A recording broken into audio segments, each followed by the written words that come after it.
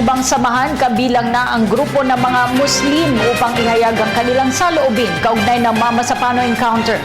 Yan ang balitang tinutukan ng aming kasamang si Princess Habiba Sarib.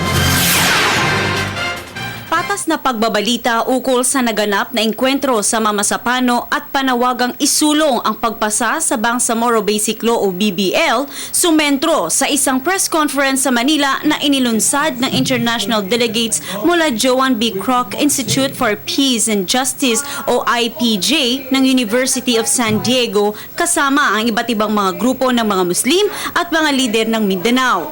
Layo ng isinagawang press con nang marinig ang panig ng mga taga Mindanao ukol sa kasalukuyang naganap na Mama Sapano encounter noong ika-25 ng Enero 2015 na ikinasawi ng 44 na SAF commandos at 18 syahid na MILF. Sa nakalap ng mga delegates sa kanilang pananatili sa Zamboanga at Cotabato sa pagtulong sa pagpapanatili at pagkamit ng kapayapaan, nangangamba daw umano ang mga mamayan doon dahil sa posibleng tuluyang hindi pagkakapasa sa BBL. At kung ito'y mangyari, marahil mauuwi ito sa madugong bakbakan ng magkabilang panig at ang mas masakit, ang mga sibilyan at mga bata ang direktang naapektuhan nito. Kaya't pakiusap ng mga taga Mindanao, patuloy sanang suportahan ang kasalukuyang administrasyon ng pagpasa sa BBL. Iba umano ang usapang BBL sa usapang Mama Sapano encounter na lubos na sinusuportahan din ng Bangsamoro ang pagkamit ng hustisya. Kinikilala po namin ng mga bayani sa Pulpipo at kinikilala rin po namin ang mga bayani namin yung MILF na nasahid dahil po mayroon po sa dito diyan ipinaglalaban. Maraming salamat.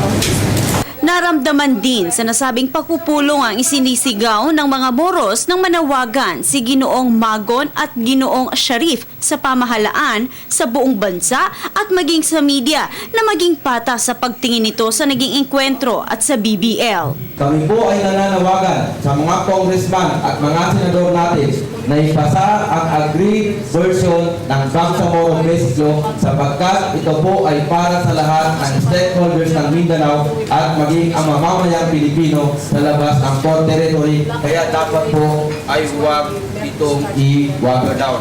Kami din po ay nananawagan sa tulong ng media sa sambayanang Pilipino na tigilan na po ang pag-level sa mga Muslim dito sa Pilipinas ng mga terorista.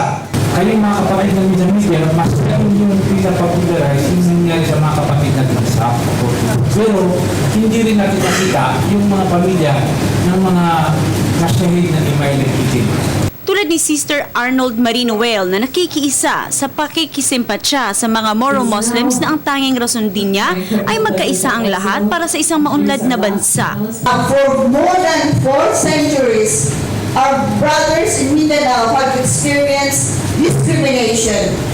And we as Christians, we always say, we want peace, we want justice, we're working for justice and peace. There was the Paris incident, and he said, and I would like to quote this one, he said, if anybody calls the Muslims as terrorists, then I would get very, very angry. This is our chance to be true to our religious beliefs. Both Muslims and Christians, we want peace.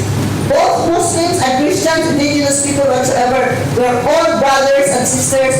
We say, love one another. As Christians especially, we say, first commandment is love God, love Allah, and second, love your neighbor as yourself.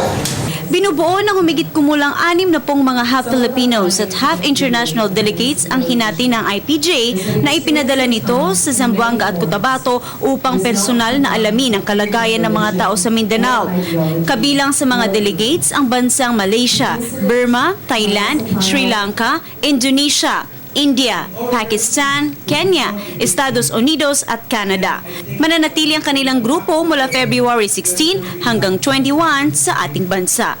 Para sa Telebisyon ng Bayan, Princess Habiba Sarib.